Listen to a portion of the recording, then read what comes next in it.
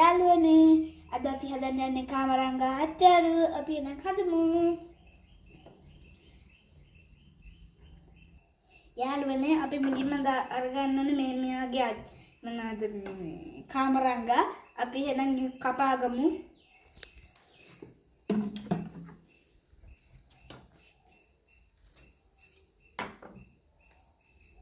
මෙන්න මේ විදිහට කපා ගන්න ඕනේ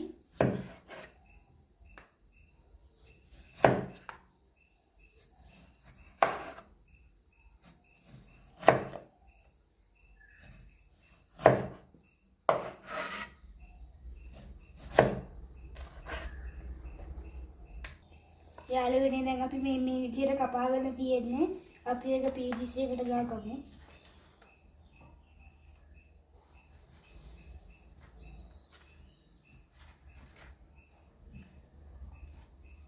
අපි මේකට දාගන්න ඕනේ ලුණු මිරිස් ගම්මිරිස් කුඩු එහෙනම් අපි මේවා එකතු කරගමු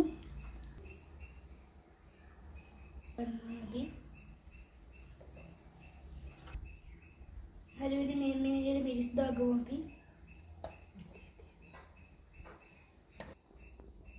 යාළුවනේ දැන් අපි මේක හොඳට මික්ස් කරගෙන අපි මේකේ රස බලමු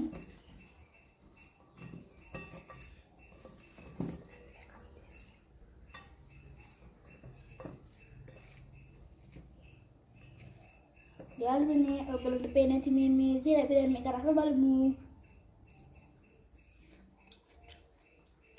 ඇත්තටම රහයි ඔයගොල්ලෝ මේක try කරලා බලන්න subscribe කරන්න bye